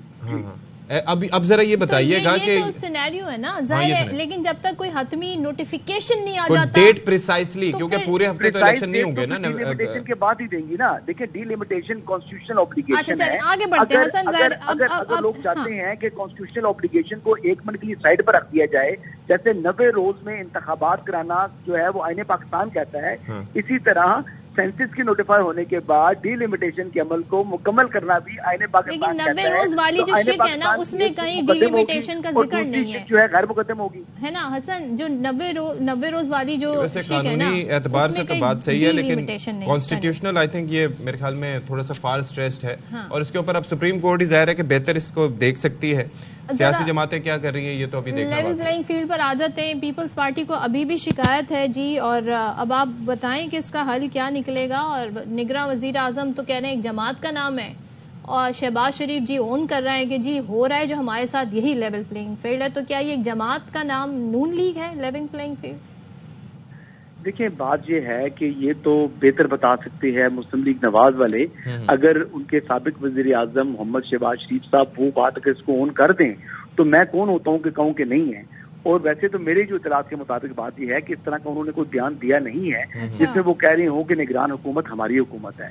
نگران حکومت کے جو اس وقت پرائم منسٹر ہیں ان کا تعلق تو بی اے پی پارٹی سے ہے, جہاں سے چیئرمین سینٹ ہیں صادق سنجرانی صاحب. اس وقت جو وفاقی وزیر داخلہ ہیں سرفراز بھٹی, ان کا تعلق بھی بی اے پی پارٹی سے. آج تک وہ یہ دونوں شخصیات بی اے پی جو بلوچستان عوامی پارٹی ہیں اس کے رکن ہیں. تو اب ایسی صورتحال میں اس کو نون لیگ سے کلب کر دینا, اور باپ کے بہت سے لوگ پاکستان پیپلز پارٹی میں شمولیت اختیار کیا حالیہ دنوں میں, اور کچھ لوگ واپس ہوئے ہیں, تو پھر اس کو یہ بھی کہا جا سکتا ہے کہ جو اس وقت نگران حکومت ہے وہ تو پاکستان پیپلز پارٹی کی ہے. لیکن ایسی بات نہیں ہے, یعنی یہ کہنا بھی مناسب نہیں ہے, کیونکہ اس وقت جو نگران حکومت ہے وہ حقیقی طور پر نگران ہے, اور اس میں جو اس وقت انوار الحق کاکڑ صاحب ہیں انہوں نے سینٹ کی اپنی رکنیت سے بھی جو ہے استعفیٰ دیا ہے. لہٰذا اس وقت جو نگران حکومت کے اوپر جو شکوے پتہ کیوں ہوتے ہیں, میں وہ بتاتا ہوں. شکوے شکایتیں ہیں کسی اور سے, نام لیا جاتا ہے نگران حکومت کا. شکوے شکایت ہے کسی اور سے, نام لیا جاتا ہے مسلم لیگ نواز کا. جہاں پر شکوے شکایت ہیں ان کا نام لینے کی ضرورت نہیں ہے. اصل پرابلم تو یہ ہے. اچھا ایک اور چیز بھی ہے حسن, شکوے شکایتوں کا آپ نے تذکرہ کیا نا, تو میں بیسیکلی اس دن جس دن میاں صاحب واپس آئے تھے تو اس دن بھی یہ بات ہم لوگ سوچ رہے تھے, اور یہ بات کی بھی گئی تھی کہ اب میاں صاحب کے لیے یہ چیز بڑی چیلنجنگ ہے, اور کسی بڑے کا جو کہ خاص طور پر پارٹی سربراہ اس کی موجودگی کا فائدہ یہ ہوتا ہے, لانگ ڈسٹینس چیزیں اس طرح سے مینیج نہیں ہوتی کہ جو پارٹی کے ناراض رہنمائی ہیں, جو کسی وجہ سے شکوہ کناں ہیں یا کسی وجہ سے خفا ہیں, ان کو ساتھ ملایا جائے, اور وہ کارکن اور وہ رہنما جو کہ ایک بڑی اچھی سیاسی شہرت رکھتے ہوں, بالخصوص شاہد خاقان عباسی صاحب یا کچھ اور بھی آئی ایم شیور کے اس لسٹ میں شامل ہوں گے, اس کے لیے نون لیگ کیا سوچ رہی ہے؟ کچھ آئیڈیا ہے آپ کو؟ دیکھیں اس وقت وہ کچھ بھی نہیں سوچ رہے. اس وقت ان کا جو پرائم آبجیکٹو ہے, اور ایک ہی آبجیکٹو ہے, وہ آبجیکٹو ہے کہ نواز شریف صاحب کے جو مقدمات ہیں ان سے جو ہے وہ جان چھڑوانا, یعنی ان کیسز کو لڑنا, اور اس کے بعد جو بھی وہ جو ہے وہ نتیجہ نکالیں گے, اس کے بعد انہوں نے اپنی سیاست ہے اس کا تعین کرنا, اس کی سمت کا. بنیادی طور کے اوپر شاہد خاقان عباسی صاحب نے ابھی کچھ زیادہ ٹائم نہیں گزرا, انہوں نے نواز شریف صاحب سے ملاقات کی تھی. شاہد خاقان عباسی صاحب کے حلقے کے لوگوں نے نواز شریف صاحب کے استقبال کے لیے گئے ہیں, اور انہوں نے, لیکن شاہد صاحب نہیں گئے. اب شاہد خاقان عباسی ان کے وہ ساتھی ہیں جو طیارہ سازش کیس کے ملزم تھے, اور اس وقت جب نواز شریف صاحب کو قید کیا گیا تھا پرویز مشرف دور میں, تو وہ ان کے ساتھ رہے ہیں. اب تو دیکھنا یہ سوچنا نواز شریف صاحب کو چاہیے کہ وہ اپنے جو نالا ہیں یا ناراض ہیں یا کچھ شکوے شکایت ہیں, وہ پارٹی کے اس رکن کو جو ٹائم ٹیسٹڈ ہے اور اس کو ساتھ کیسے ملاتے ہیں یا نہیں ملاتے, یہ تو ڈیسیجن اب ان کا اپنا ہے. جیسے چودھری نثار علی خان صاحب, آپ دیکھیں کہ 2017-18 کے انتخابات کے ٹائم وہ ناراض ہو چکے تھے, اور وہ بھی وجہ یہی تھی کہ ان کو شہباز شریف صاحب نے کہا تھا کہ آپ کے مقابلے میں کسی کو ٹکٹ جاری نہیں ہوگا, لیکن پھر ہم نے دیکھا کہ ان کے مقابلے میں مسلم لیگ نون کے امیدوار کو ٹکٹ جاری ہوا, اور پھر انہوں نے انڈیپینڈنٹ الیکشن لڑا, اور پھر وہ الیکشن ہار گئے. تو اب شاہد صاحب کا بھی جو دیکھتے ہیں کہ کیا ہوتا ہے. ٹھیک ہے حسن, تھینک یو سو مچ. اور شاہد خاقان عباسی یہ فرما رہے تھے جی میں سینئر لیڈر نہیں ہوں اس لیے میں ریسیو کرنے نہیں کیا. تو اب دیکھتے ہیں جی ناراضگیاں کب تک چلتی ہیں, کب ختم ہوتی ہیں. بیک ٹو کراچی شہر اگین. ہاں جی, اور یہاں کا ایک بڑا لوگ خوش ہوئے تھے الیکٹرک بس کے حوالے سے, لیکن جی دنیا بھر میں ہم دیکھ رہے ہیں کہ کیا کیا فاسٹسٹ ٹرین اور کیا کیا ٹیکنالوجی سے جی ٹرانسپورٹ برق رفتار چل رہی ہیں, لیکن یہاں پر جی الیکٹرک بس سروس کی مکمل بندش کا خدشہ ہے. اور گزشتہ سال شروع ہونے والی الیکٹرک بس سروس کے 3 میں سے 2 روٹس کو اچانک سے جی اس پر کام جی بند کر دیا گیا ہے, معطل کر دیا گیا ہے, جس کے باعث سینکڑوں مسافروں کو پریشانی کا سامنا ہے. اب وائٹ کلر کی جو بسز ہیں یہ الیکٹرک بس کہلاتی ہیں. صرف ملیر ہالٹ سے بحریہ ٹاؤن تک چلنے والی EV2 بس سروس آپریشنل ہے. تو باقی بند کیوں کی جا رہی ہیں, کیا وجہ ہے اس کی, یہ انور خان ہمیں بتائیں گے. انور خان بتائیے, جب ایک چیز اچھی چل رہی تھی تو کیا ایشوز رہے کہ جس کی وجہ سے اس کو مکمل طور پر بند کرنے کا سوچا جا رہا ہے؟ جی دیکھیں, بالکل بڑی معیاری اور بہترین جدید بس سروس تھی جو کہ کراچی کے شہریوں کے لیے شروع کی گئی تھی, اور بلا مبالغہ پاکستان پیپلز پارٹی کی حکومت نے کراچی کے شہریوں کے ایک دیرینہ مسئلے کو حل کیا تھا. پیپلز بس سروس باہر ہے, تاہم جو اس وقت الیکٹرک بس سروس ہے جس کی اگر ہم بات کریں گے EV1 اور EV3, یہ روٹ اس وقت مکمل طور پر سسپینڈ ہے, غیر فعال ہے. اس کی بنیادی وجہ یہ بنی ہے کہ جو ان کی چارجر مشینیں ہیں جو کہ 180 اور 160 واٹ کی جو مشینیں KV چارجر ہے اس کی مطلوبہ صلاحیت ختم ہو چکی ہے, اور چارجنگ کے حوالے کے ساتھ ساتھ انتظامی اور مالیاتی مسائل سامنے آئے, جس کے سبب اچانک ان روٹس کی بسوں کو بند کر دیا گیا اور شہریوں کو سنگین مشکلات کا سامنا ہے. البتہ کوشش یہ کی گئی ہے, ایسی ایلوکیشن نہیں تھی کہ جب ایسا سلسلہ ہوگا تو کیا بندوبست کیا جائے گا. مینٹیننس ایک بڑا اہم فیکٹر ہوتا ہے ان بسز کو چلانے کے لیے.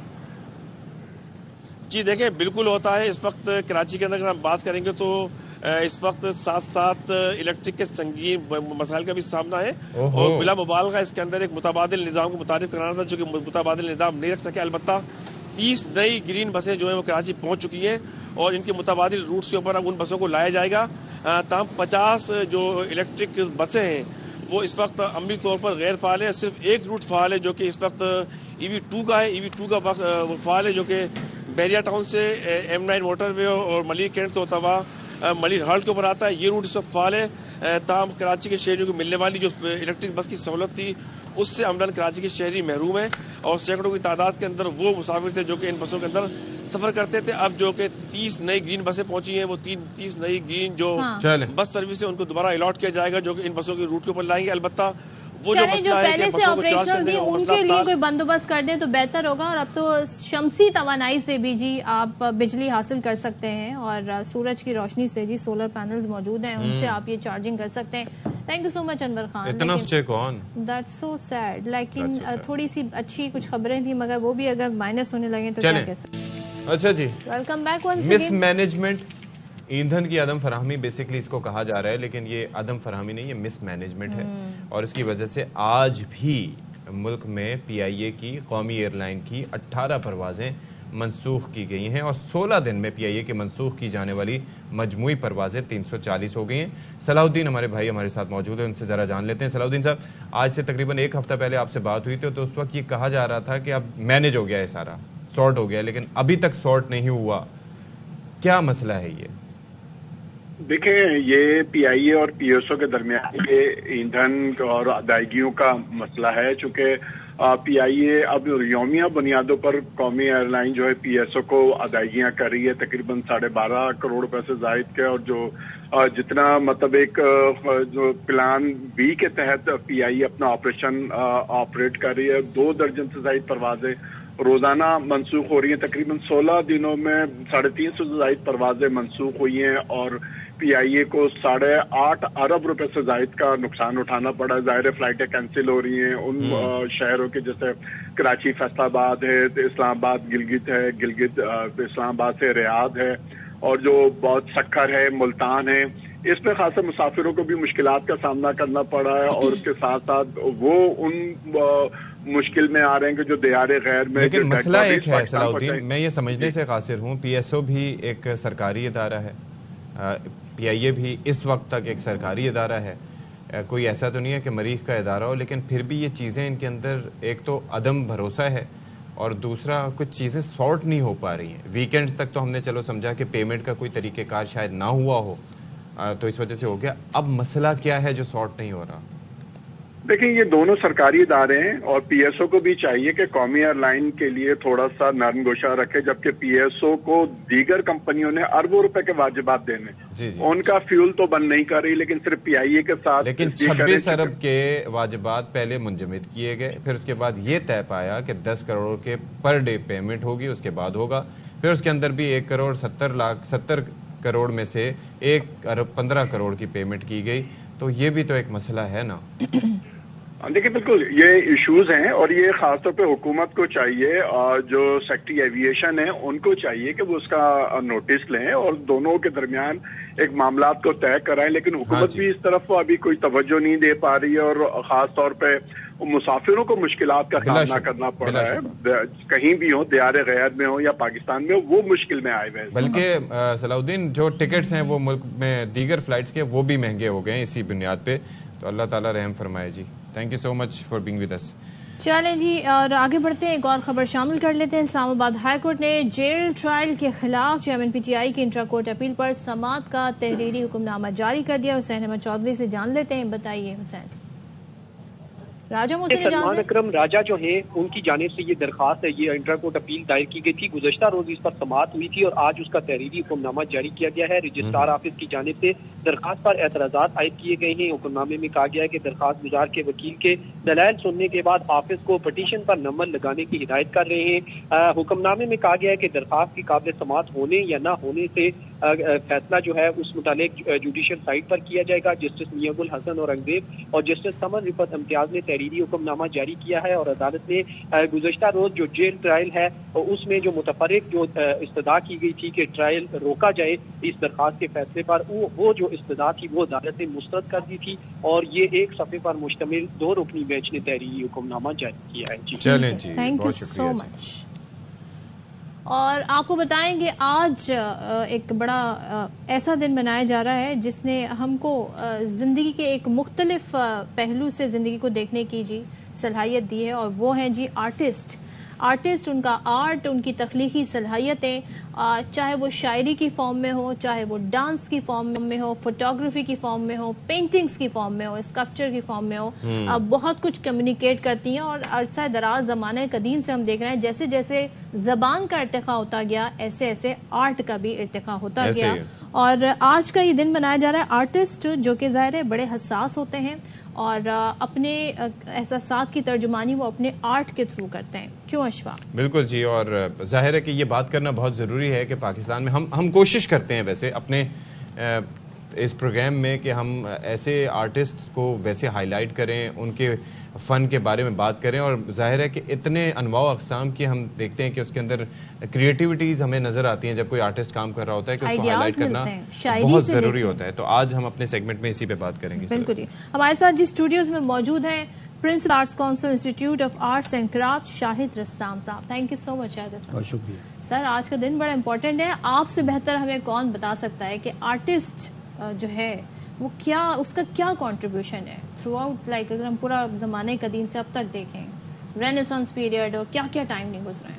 देखिए, दुनिया की जो पहली ज़ुबान है जो इंसान ने अपने किसी भी जज्बे का इजहार किया वो आर्ट है। जब इंसान ने बोलना नहीं सीखा था, बिल्कुल ऐसे, उसकी बहुत बड़ी मिसाल केव पेंटिंग्स हैं जो 50,000 साल पुरानी। जब इंसान ने बोलना नहीं शुरू किया था तो पहले ही ज़ुबान जो है वो फ़न है, और उसी के ज़रिए तमाम जो जितने इर्तिकाई मराहिल तय किए इंसान ने अपनी तहजीब में, जज्बात को, एहसासात को लफ्ज़ नहीं मिले लेकिन आर्ट ने उन्हें प्रेजेंट किया। बिल्कुल ऐसे ही है, बिल्कुल ऐसे ही है। इसकी एक छोटी सी मिसाल है, आप देखिए कि बच्चा पैदा होता है, उसको दो चीज़ें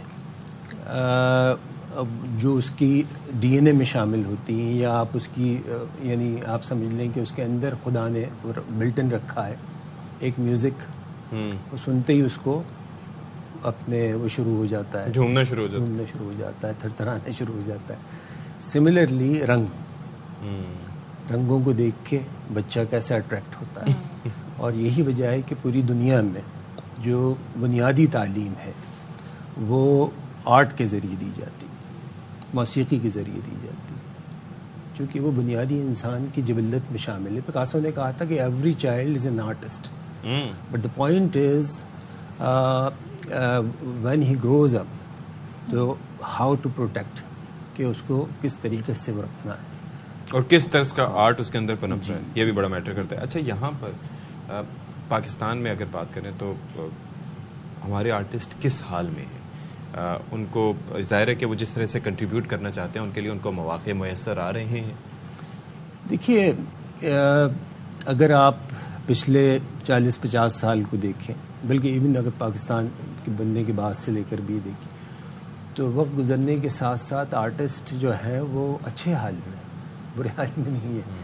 और एक जनरल जो कॉन्सेप्ट है वो ये है कि साहब को ये बहुत ही बदहाली की ज़िंदगी गुजारे होंगे, ऐसा बिल्कुल नहीं है। देखिए, किसी भी शोबे में अगर आप मीडियोकर हैं तो फिर मीडियोकर हैं, और अगर आप अबव एवरेज हैं तो यू विल बी समवेयर। हाँ, तो ऐसा बिल्कुल नहीं है, और ये हर शोबे के लिए, हर शोबे के लिए। अच्छा, पाकिस्तान का आर्ट सीन जो है मुसलसल ग्रो कर रहा है, नेशनली भी इंटरनेशनली। हमारे आर्टिस्ट यहाँ, लेकिन वो कदर है जो होनी चाहिए। देखिए, आप मैं बाहर बहुत रहा हूँ, पढ़ा मैंने वहाँ से, तो ये शिकायत तो वहाँ के शहरी भी करते हैं। ऐसा नहीं है, ऐसा बिल्कुल नहीं है। हाँ, आप एक कंपैरेटिव स्टडी कर सकते हैं कि भाई वहाँ पे ये होता है, वहाँ पे इंस्टीट्यूशंस हैं, आपका लिटरेसी रेट है। हमारे यहाँ पेरेंट्स का रुझान ये जो बच्चा आर्ट की तरफ जा रहा है, इसने क्या, इसका क्या फ्यूचर है? देखिए, यही चीज़ हमने, मैं चूँकि एक 20-25 साल हो गए पढ़ाते हुए, तो ये चीज़ हमारे पेरेंट्स को समझनी चाहिए कि मैं इसकी छोटी सी मिसाल अपनी यूँ देता हूँ कि मेरा एक ताल्लुक़ बहुत ही गरीब घराने से था, और आम तौर पे वही मिडिल क्लास फैमिलीज़ का जो होता है कि मेरी वालिदा चाहती थी कि मैं डॉक्टर बनूँ, मेरे वालिद साहब चाहते थे मैं इंजीनियर बनूँ, और मैं आर्ट करना चाहता था, या मेरे अंदर एक आर्टिस्ट मौजूद था। लेकिन मेरी अम्मी ने मुझे सपोर्ट किया, she was there, that's why I am here today.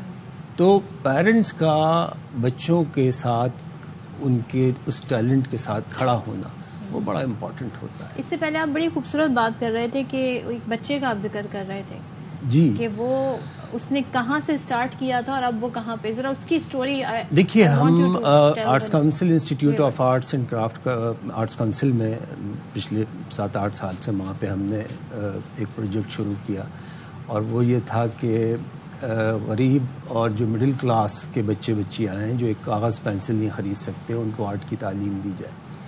اور ان میں میجورٹی میں وہ بچے وہ اسٹوڈنٹس تھے جن کو ان کے پیرنٹس نے بھی. اچھا. تو ہم نے جب سرچ کرنا شروع کیا تو دیکھا کہ ایک بچہ ہمارا ایک اسٹوڈنٹ ہے وہ لیاری میں ایک رنگ کی دکان پہ کام کرتا تھا, بینرز وغیرہ لکھتا تھا, اور یہ تو آج وہ ایک رائزنگ اسٹار ہے.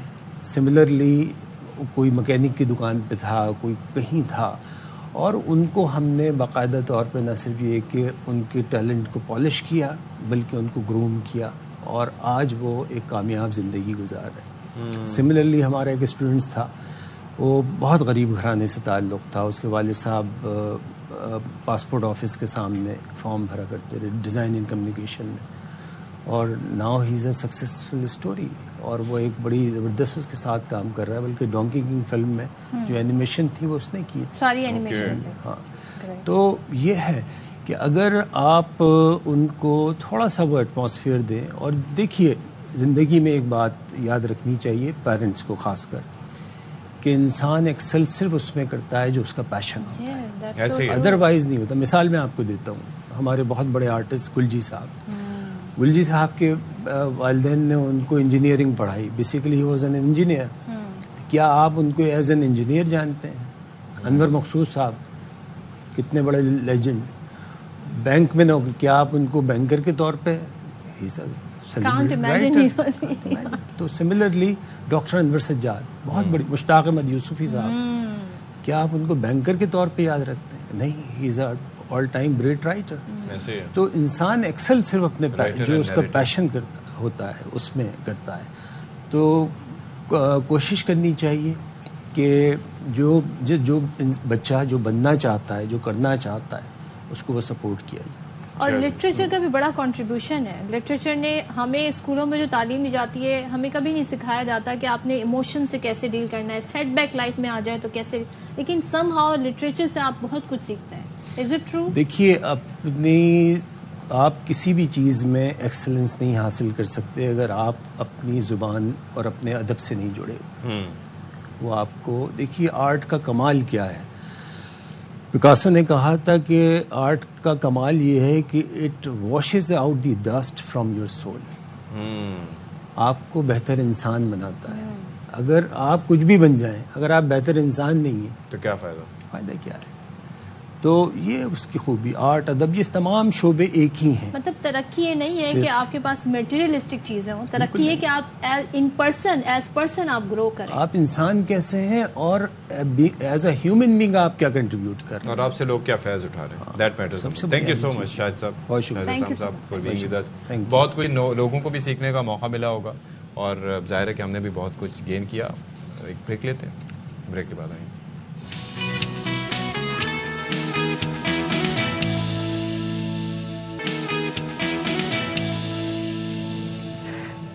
اچھا جی, تو بات پہ ہنس رہے تھے. ہاں, یہ نہ سمجھے کہ ہم نہیں بتا سکتے آپ کو. کیوں بتائیں گے جی, زیادہ ہنسیں گے تو جرمانہ بھرنا پڑے گا, سمجھیں آپ. ویسے بھی آپ کیک نہیں لاتے, کیک نہ لانے پہ جرمانہ. پیزا آپ نے کھلانا تھا, وزن بڑھتا ہے اس سے. ایک سلائس میں 1000 کیلوریز ہوتی ہیں, سمجھے. کتنی دفعہ کیک کھایا ویسے ہی بتائیں آپ, بتائیں کتنی دفعہ کیک کھایا, بتائیں. 2 سال پہلے کی باتیں مجھے یاد نہیں ہیں. اور پیزا کتنے بار کھلایا آپ نے؟ بہت دفعہ. ایک بار بھی نہیں, ایک بار بھی نہیں. تم لوگ تو نہ بولو. دیکھا پیزا جو ہے نا, پیزا میں بیسکلی ہوتا ہے ایک سلائس میں 1000 کیلوری. پیزا نہ کھلائیں, کچھ اور کھلا دیں. دال لے آئیں, چلے چنے چاٹ کیک آئے گا اس دن دال آئے گی, ایسے یہ کوئی شرط نہیں. اچھا جی, وہ اب میں بات کرنے جا رہا تھا جی جرمانے کی, تو یہ صدف باتوں میں لگا دیتی ہیں. تو کراچی میں میں مسکرا رہا ہوں, ٹریفک قوانین کی خلاف ورزی کرنے والے ہو جائیں ہوشیار. سیریسلی, کیونکہ اب ہوگا چالان. ہوتا ہے چالان؟ نہیں ہوتا. اچھا, لین دین ہوتا ہے. اچھا, پھر اس کے بعد یہ ہے کہ بھاری اضافے کر دیے گئے ہیں. اب اس کے اندر لین دین اور آسان ہوگا. 2000 دینے یا 100 روپیہ, تو پھر اس کے بعد یہ طے کرنا ہوگا. 1 نومبر سے 2000 سے 100 روپے کہاں بھاری جرمانے آپ کو ادا کرنے پڑیں گے. تو اس پر سلمان لودھی صاحب نے ایک رپورٹ تیار کی, آپ کو دکھاتے ہیں. اب تذکرہ چالان کے بعد کپڑوں کا, بنارسی کپڑوں کا. بنارسی ٹھگ کی بات نہیں ہو رہی, بنارسی کپڑوں کی بات ہو رہی ہے. کچھ سال قبل جی کچھ سال پہلے بنارسی کپڑے اور خاص طور پہ اس کی ساڑیاں انتہائی خوبصورت ہوتی ہیں جی. اس کی ساڑیاں, اس کے کلرز ہی الگ ہوتے ہیں, بہت خوبصورت ہوتی ہیں. تو یہاں پر مقامی طور پر تیار ہوتی تھیں اور یہ فروخت ہوتی تھیں, اور لوگ جی اکثر و بیشتر جب شادیوں میں پہناوے دیے جاتے ہیں اس میں وہ باقاعدہ طور پہ دیے جاتے تھے. لیکن اب یہ کہا جا رہا ہے کیونکہ حکومت کی جو عدم توجہ رہی اس صنعت کی طرف, تو اب یہ صنعت جی اس نے کام کرنا بند کر دیا ہے مکمل طور پر. اسی حوالے سے ہمارے نمائندے سلیم سہتو مزید بتا رہے ہیں کہ ایسا کیوں ہوا. خبر آپ تک پہنچا دیں. لاہور ہائی کورٹ نے فرح شہزادی کے بچوں کے نام ECL سے نکالنے کی درخواست مسترد کر دی. عدالت نے وکلاء کے دلائل مکمل ہونے پر فیصلہ محفوظ کیا تھا. سرکاری وکیل نے کہا کہ فرح شہزادی اشتہاری ہے اور بچوں کو بھی بیرون ملک لے جانا چاہتی ہے, اور فرح شہزادی کے خلاف تمام کارروائی قانونی دائرہ کار میں ہو رہی ہے. تو عابد خان سے مزید ڈیٹیل جان لیتے ہیں, بتائیے عابد. جی بالکل جی, لاہور ہائی کورٹ میں آج بشا بی بی کی دوست فرح شہزادی کے بچوں کے نام ECL سے نکالنے کے خلاف درخواست کر سماعت ہوئی, اور عدالت نے آج اپنا فیصلہ سناتے ہوئے یہ درخواست مسترد کر دی ہے. سرکاری وکیل کا یہ کہنا تھا کہ فرح شہزادی جو ہے وہ اشتہاری اور اپنے بچوں کو بھی اب بیرون ملک لے جانا چاہتی ہے. ان کے خلاف جو کارروائی ہے وہ قانون کے مطابق جو ہے وہ کی جا رہی ہے, جبکہ فرح شہزادی کے وکلا کا جو ہے وہ عدالت میں یہ بیان تھا کہ فرح شہزادی کے بچوں کو جو ہے وہ غیر قانونی طور پر ان کا نام ECL میں شامل کیا گیا. وزارت داخلہ نے پہلے کہا کہ مقدمے کی بنیاد پر نام شامل کیا گیا ہے. جب لاہور ہائی کورٹ سے رجوع کیا گیا تو پھر اس نے اپنا موقف تبدیل کر لیا اور یہ بتایا کہ خانسامہ نے جو ہے وہ ایک انکشافات کیے جس کی بنیاد پر جو ہے ان کا نام ECL میں شامل کیا گیا. لہٰذا عدالت وزارت داخلہ کا یہ غیر قانونی اقدام جو ہے وہ قردم قرار دے اور نام ECL سے نکالنے کا حکم دے. تاہم عدالت نے آج سماعت مکمل ہونے کے بعد فیصلہ محفوظ کر لیا تھا, جو سناتے ہوئے یہ درخواست مسترد کر دی ہے. چلیں جی, تھینک یو سو مچ عابد خان. اور اب وقت آ گیا ہے جی آپ سے اجازت لے رہے ہیں آپ جی. تو بس یہ ہے کہ انشاءاللہ زندگی رہی تو آپ سے کل انشاءاللہ, اور دعا کیجیے گا پاکستانی ٹیم کے لیے, دعاؤں میں ضرور یاد رکھیے گا. آپ سے اجازت چاہتے ہیں, اللہ حافظ.